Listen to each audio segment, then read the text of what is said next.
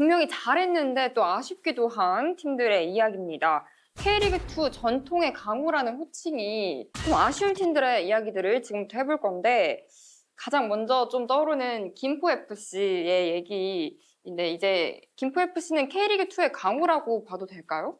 K리그2 플레이오프를 항상 노릴 수 있는 그 위치까지는 올라왔다고 생각을 해요. 고정훈 감독이 지금 K3 리그 시절부터 해가지고 5년째 팀을 맡고 있고 그런 일관성이 팀에 잘 녹아들었고 우리가 적토마 축구라고 표현하는데 고정훈 감독의 축구 컬러가 완전히 이제 정착이 됐어요. 사실 좀 롤러코스터 같은 시즌이었던 것 같아요. 그래도 고정훈 감독이 K리그2에서 상대가 뒤로 물러날 수도 있고 좀 위협감을 느낄 수 있을 만한 그런 축구를 하기 때문에 저는 김포는 분명히 강호 중에 하나다라고 평가를 할 수 있을 것 같아요. 그리고 이제 또 부산 같은 경우는 기업 구단이잖아요. 네. 이제 좀 더 잘해야 되지 않을까라는 생각도 듭니다. 저희가 아까 전에 이제 수원 삼성에 대한 안타까움, 네. 수원 삼성 빨리 1부 리그로 올라와야 되는데 라는 그런 아쉬움. 이거 원조가 사실 부산이죠. 그렇죠. 그쵸. 네. 90년대 대한민국 축구의 어떤 그 흥행의 바람이었었고 부산 대우 로얄즈라는 가장 화려한 팀을 또 보유했던 곳이고 부산 IF가 조금 더 역할을 해야 된다고 생각을 해요. 뭐 구단 자체의 역할도 중요하지만 모기업의 또 지원도 필요할 것 같고 올해 부산도 보면은 한참 잘 될 때 3위 싸움까지 갔었는데 맞아요. 마지막엔 결국 추락했거든요.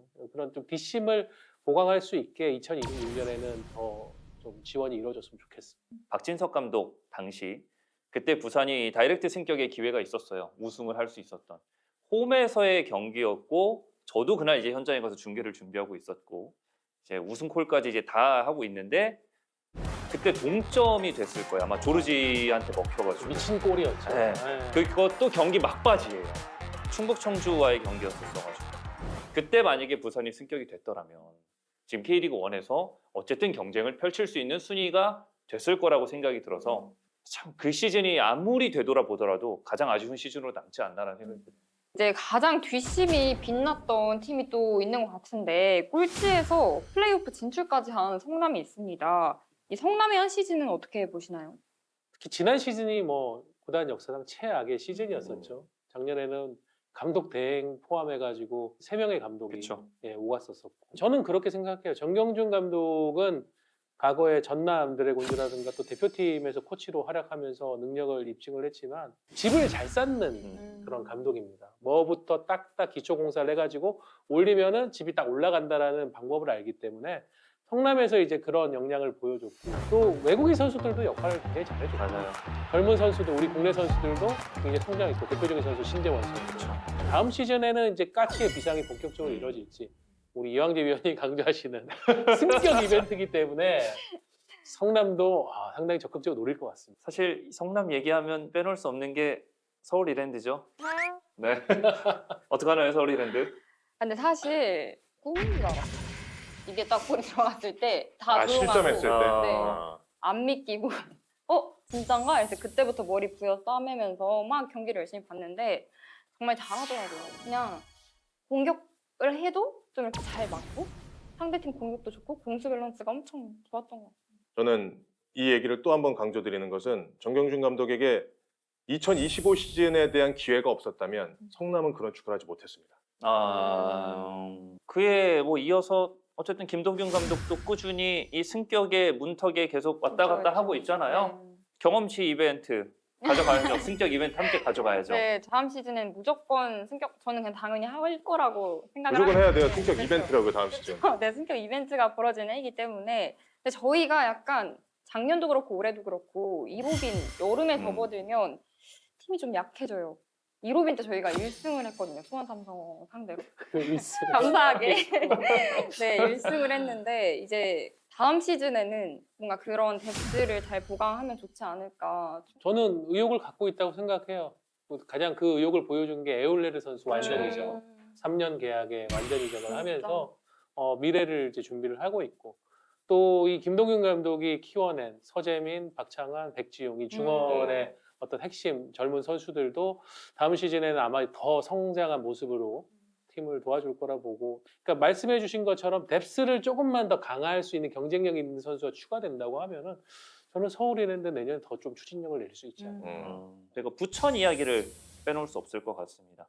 정말 재정이 그렇게까지 좋은 팀이 아님에도 불구하고 이영민 감독을 보게 되면 항상 초반에 조금 어렵거나 뭔가 좀 불편한 흐름들이 있다가도 어느 순간 치고 올라와요. 어떻게 보면 앞으로의 시즌이 어떻게 될지는 모르겠지만 부천이 좀 안양과 비슷한 흐름들로 전체적으로 좀 궤를 같이 가게 되면 충분히 더욱더 큰 경쟁력을 발휘할 수 있지 않을까라는 생각이 좀 들거든요. 마침 또 이영민 감독도 이 FC 안양을 이끌고 있는 유병훈 감독 그리고 이우영 단장하고 굉장히 친한 예, 과거에 이제 국민은행 시절부터 함께 했었었고 뭐 서로가 그런 얘기를 축구 얘기를 많이 한다고 해요. 부천도 아마 그런 부분을 당연히 따라가고 싶을 거예요. 한때 라이벌이었지만 그쵸. 지금은 어쨌든 안양이 앞서 있는 부분을 인정을 해야 되기 때문에 저는 부천은 K리그 대다수 시민구단의 롤모델이라고 생각합니다. 적은 예산으로도 정말 극한의 효율을 뽑아내는 팀. 그리고 그 팀을 이끄는 이영민 감독의 역시 역량, 감독의 어떤 능력을 인정을 해주고 신뢰를 했을 때 어떤 우리가 마지막 결과물을 가지고 올 수 있는지를 2025 시즌에 보여줬기 때문에 부천을 보고 부천이 안양을 쫓아가야 되지만 또 많은 다른 시민구단들은 좀 부천을 쫓아갔으면 좋겠어요. 그리고 이영민 감독과 이렇게 얘기를 해보면 굉장히 좀 철학적이에요. 말씀하시는 거 들어보면 대한축구협회 매거진에서 좀 봤던 것 같은데 단순한 패스만을 배워서는 안 된다. 지도자들도 좀 넓은 생각으로 해야 된다. 우리나라 선수들이 약한 부분, 킥에 대한 부분이 굉장히 약하다. 킥이라는 것이 단순히 앞으로 때려놓는 것이 아니라 킥의 다양성이 있는데 어떻게 뭐 회전을 거는 킥 그리고 전환을 할 수 있는 킥의 어떤 구질의 킥을 만들어줘야 되고 이런 것들에 대해서 인터뷰가 실린 걸 제가 아주 유심히 한번 본 적이 있거든요. 네. 현장에서 만나서 인터뷰 때 이야기를 할 때나 보면 뭔가 좀 심오하시죠. 그리고 우리는 축구를 어떻게 할 건데 물론 뭐 아이들이 잘 따라와 줘야 되겠죠라고 하지만 멘트 속에 항상 그 잔잔함 속에 나 오늘 어떤 축구를 할 거야라는 거는 항상 메시지를 전하세요. 그래서 이영민 감독에게 주어졌었던 그 부천에서의 그 긴 시간이 지금 서호정 의원이 언급한 대로 이영민 감독의 스타일의 축구가 적은 예산 속에서도 알토란처럼 잘 나와주고 있는 거죠. 말 그대로 K리그2의 가장 모범적인 현재 타 클럽들이 벤치마킹 해야 되는 그런 클럽이라고 봐야 되겠죠. 이제 또 광양 예수와 함께하는 전남 드래곤즈 얘기를 해볼 건데 작년부터 해서 2시즌 연속 상위권이긴 했는데 올해 정규리그 마지막 경기에서 순위가 완전 뒤바뀌면서 플레이오프 탈락을 하게 됐죠. 뭐 부산도 아쉬울 거고 김포도 아쉽겠지만 가장 아쉬운 팀은 전남일 거고요. 전남은 결국은 이제 그 여파로 인해서 김현석 감독과의 동행은 이제 스톱을 하게 됐습니다. 전남도 이제 다음 시즌에 대한 각오는 당연히 충만한 것 같아요. 기업 구단으로서 반드시 K리그로 돌아가야 된다는 의지가 있는데 그래도 전남 입장에서 정말 뭐 무서운 무기가 하나 있잖아요. 이 발디비아. 네. 네, 지난 3시즌 동안 이 선수가 무려 60개의 공격 포인트를 쌓아 올렸단 말이에요. 60개가 넘는 공격 포인트를. 거의 시즌 평균 20개 이상씩을 맞아요. 했는데 엄청난 선수입니다, 이 선수는. 이 선수를 어떻게 이제 활용을 해가지고 올라갈 것인가. 저는 뭐 K리그2의 대구라고 표현을 하고 싶거든요. 네. 대구에게 세징야가 있다면 전남에게는 말디비아라는 선수가 있는데 이걸 이제 극한으로 끌어낼 수 있는 좀 새로운 지도자가 온다고 하면 전남도 내년에는 분명 승격에 도전할 거라고 봅니다. 저는 경기의 향방을 바꿀 수 있다면 저는 그거는 S급의 스타 플레이어라고 생각을 하거든요. 발디비아 같은 경우에는 전남에서 나타내는 어떤 퍼포먼스를 주변에서 좀 잘 받쳐주지 못한다라기보다 전체적으로 전남이 기복을 좀 깨야 됩니다. 기복. 전남 이번 시즌에 10경기 다 원정 뛰었었죠. 초반에. 그랬죠. 막상 홈에서 경기가 쭈르륵 이어지는 사실 그때는 또 다 여름이었습니다. 상대 팀들이 다 긴 거리 원정을 와서 경기를 뛰고 가늠에도 불구하고 이 팀들을 상대로 승점 3점을 따내오는 경기가 많지 못했어요. 결국 뭐냐면 경기에 대한 일관성을 가져가지 못했던 거죠. 뭐 새로운 감독님과 함께 뭐 많은 것들을 다음 시즌에는 또 이뤄나갈 거고 전남에게도 다시 한번 또 기회가 줄 거기 때문에 팬들 입장에서도 26 시즌은 조금 더 큰 기대를 가져가 보지 않을까라고 생각을 해보겠습니다. 사실 저희가 25 시즌에 대한 결산이기는 합니다만 26 시즌에 대한 이야기를 안 꺼낼 수가 없습니다. 26 시즌 시작하기 전에 저희 콘텐츠가 또 이제 여러분들께 제공이 될 예정이기 때문에 그리고 저희가 뭐 계속해서 누차 이야기를 드립니다만 다음 시즌은 승격 이벤트다라는 이야기들을 드리고 있는데 거기에 추가로 우리가 그보다 훨씬 전에 확정이 된 부분들이 있습니다. 새롭게 들어오는 팀들이 있는데요. 바로 용인, 파주, 김해 이렇게 세 팀입니다. 아무래도 이 세 팀은 화성이 했었던 축구와 화성의 경기력, 화성의 순위를 보고 조금 더 기대감을 얻고 우리도 K리그2 도전해볼 만하고 충분히 경쟁력이 있을 것 같다는 생각을 했을 것 같아요. 충분히 그럴 수 있죠. 화성 같은 경우에 K3에 있을 때도 연 예산이 50억이 넘었었고 그거보다 더 증액된 상태에서 프로 출범을 이뤄냈죠. 경쟁을 할 수 있을 만한 그런 구조 속에서 시작을 했다고 생각을 해요. 그리고 차두리 감독에 대한 선임을 가져갔을 때 처음에 프로 경험이 없는 데라는 그쵸. 우려의 목소리도 있었습니다. 그러나 차두리 감독은 보란 듯이 그것을 극복해냈고 사실 화성이 이번 시즌 K리그2에서 10위에 위치했었는데 저는 첫 시즌에 대단히 성공적인 시즌이 아니었나. 그렇기 때문에 지금 다음 시즌부터 함께하는 용인, 파주, 김해 이런 팀들은 말 그대로 화성FC가 롤 모델이 돼야 되겠죠. 자, 그럼 이제 신생팀 중에 하나인 용인FC의 이동국 PD님의 인터뷰를 들어보겠습니다. 네, 안녕하세요. 이번에 새로 창단된 용인FC 테크니컬 디렉터 이동국입니다. 테크니컬 디렉터로서 처음에 이 구단을 만드는 데 있어서 같이 참여를 한다는 부분이 가장 매력적이었고요. 그다음에 과연 이 만들었는 팀이 과연 성적을 어느 정도까지 낼지 약간 도전해보고 싶어서 선택하게 됐습니다. 2026년부터 각 구단의 테크니컬 디렉터라는 직함을 가진 직책이 있어야 되고요. 일단 구단의 단장님 또는 대표이사님이 있고 그다음에 이 감독님이 계시잖아요. 그 중간 역할이라고 한번 보면 돼요.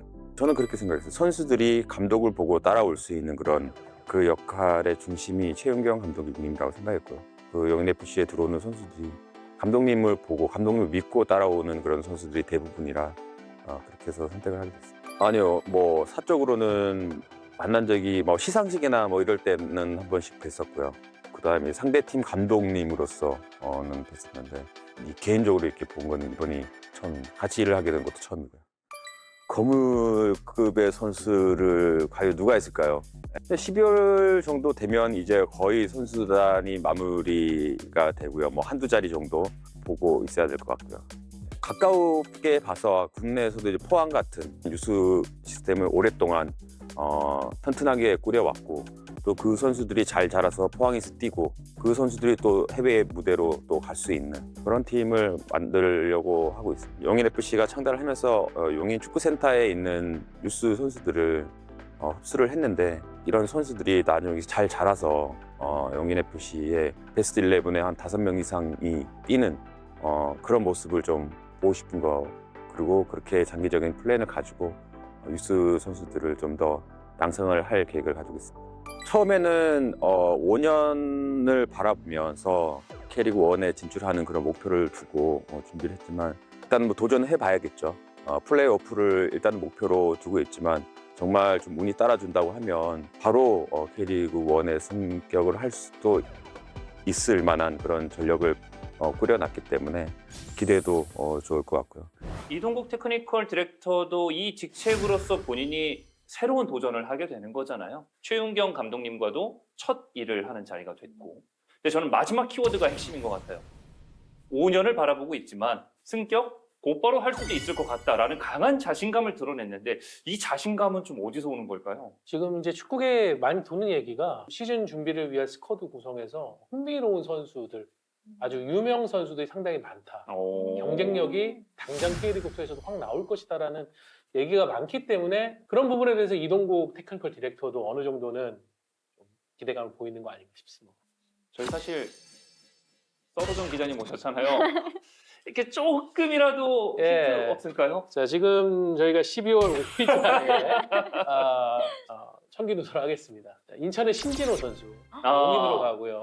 제주의 임채민 선수도 용인으로 갑니다.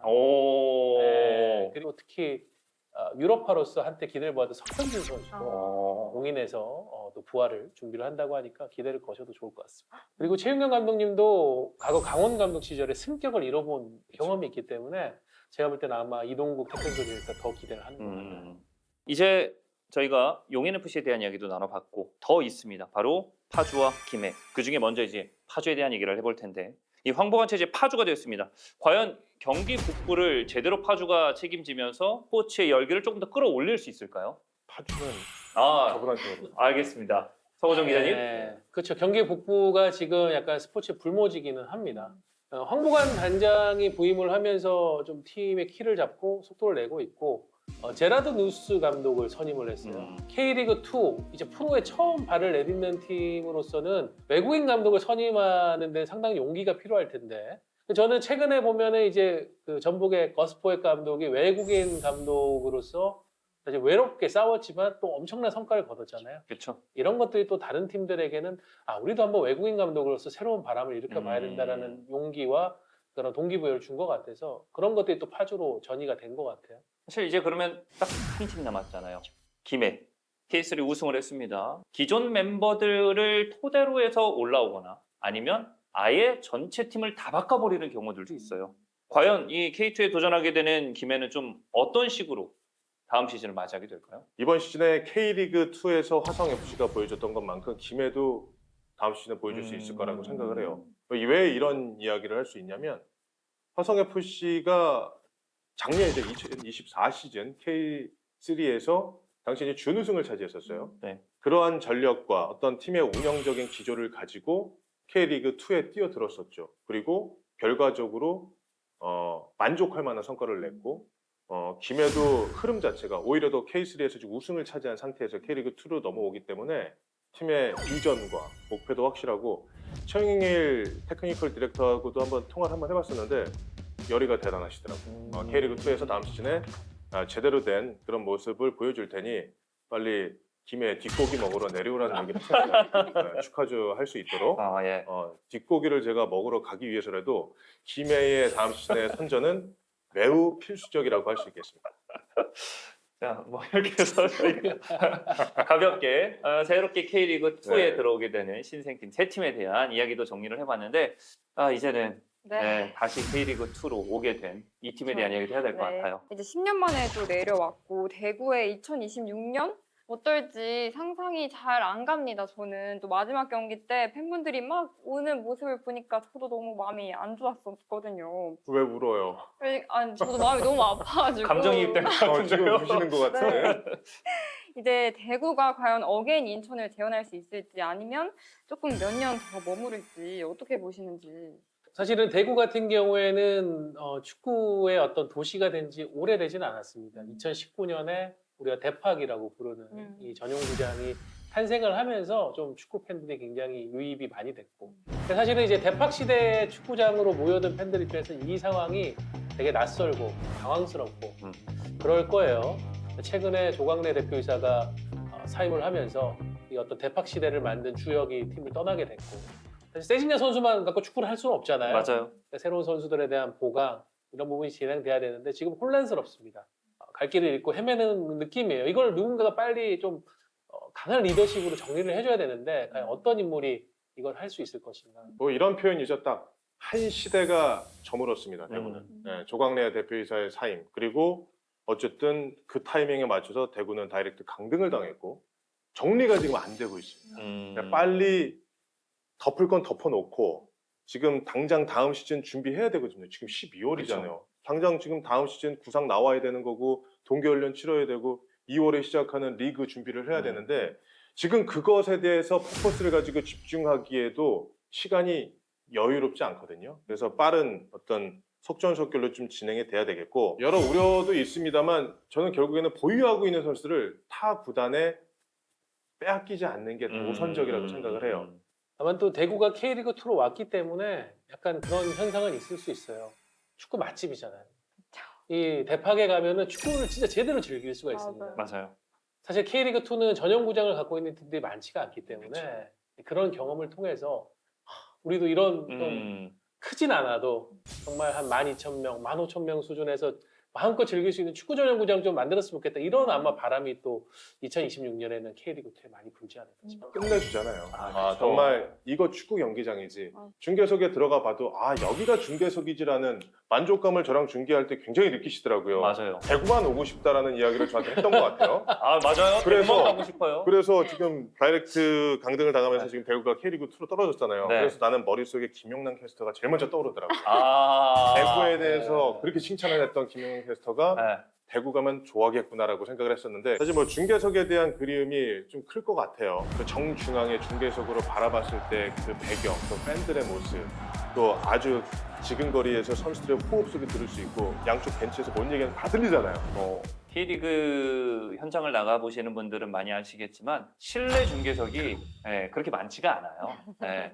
대팍을 딱 만들면서 굉장히 잘 이제 만들어져 있는 운영 체계이기 때문에 아무래도 이제 다음 시즌 K리그 2에서 대구 FC의 모습들을 많이 볼 텐데 팬들의 바람들은 똑같을 겁니다. 누구나 다 K리그 1으로의 승격을 노리고 꿈꾸고 원하는 상황들 속에서 대구가 과연 어떤 퍼포먼스들을 보이게 될지 한번 지켜봐야 될 것 같은데 뭐 서우정 기자님도 그랬고 이황재 위원님도 그랬고 누차 이야기하는 건 다음 시즌 정말 크게 달라지는 포인트 역시나 승격 이벤트가 달려있다라는 이야기를 했는데 거기에 플러스해서 몇 가지 룰들이 저희가 좀 바뀌는 부분들이 있습니다.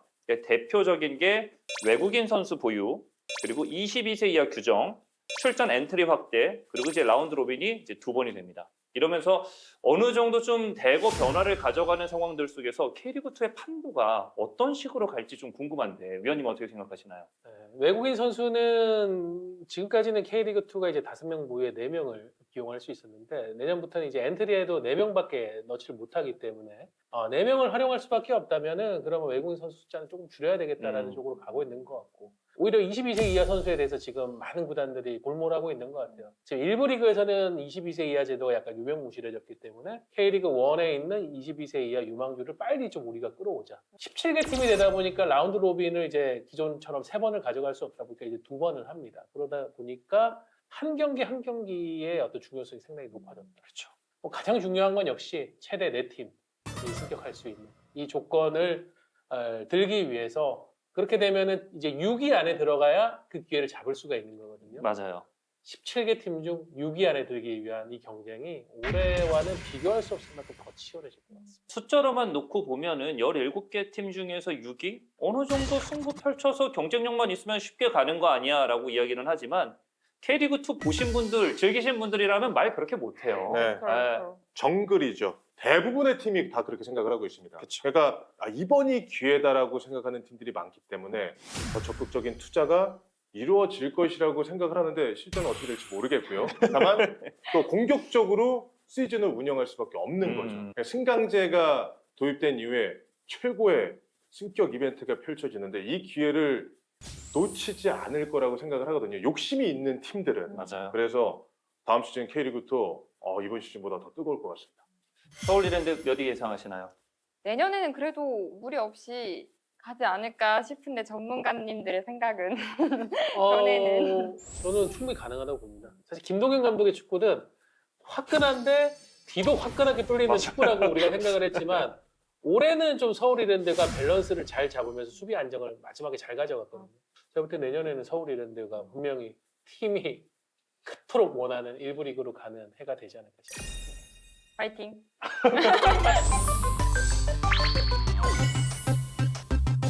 정신없이 얘기하다 보니까 어느새 마무리할 시간이 또 됐습니다. 다들 말씀을 너무 잘 해주셔가지고 시간이 훌쩍 지나갔는데 마지막으로 내 마음속에 K리그2를 꺼내보는 시간을 가져보려고 합니다. 다들 마음속에 이렇게 담아두신 말씀이 조금씩 있을 것 같은데 그쵸? 있으시죠? 사실은 긍정적인 주제는 아니지만 올해 K리그2에서 정말 역대급 50이 하나 나온 적이 있었어요.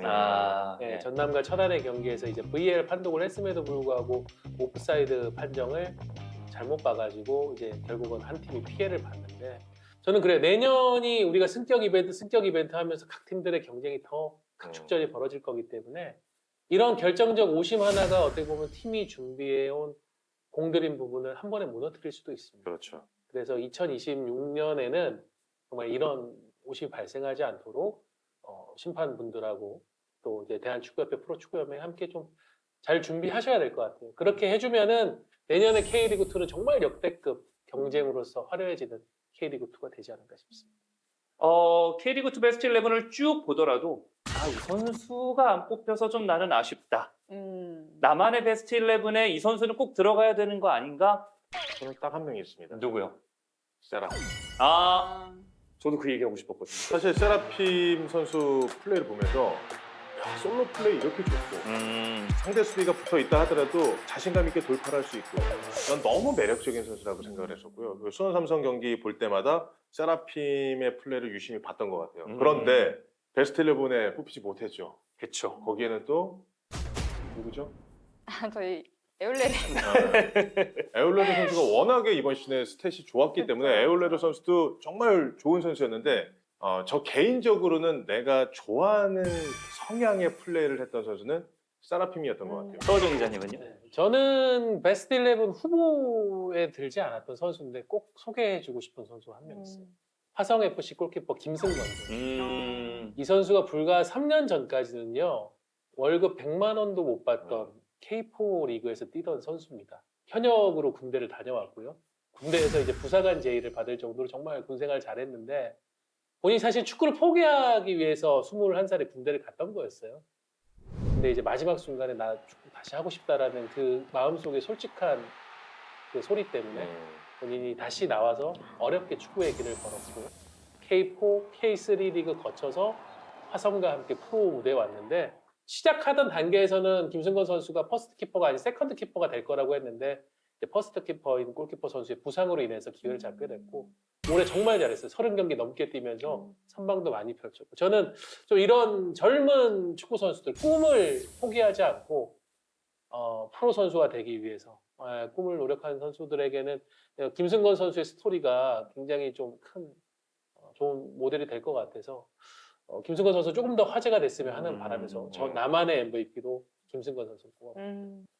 사실 저는 원래 이광재 위원님께서 언급해 주셨던 세라핌을 이야기하고 싶었는데 이미 한번 이야기를 하셨으니까 제가 다시 베스트 11이 누가 있었는지 한번 체크를 했어요. 그래서 쭉 보니까 확실히 인천이 우승을 했기 때문에 인천이 멤버가 많을 수밖에 없고 이 팀이 없어요.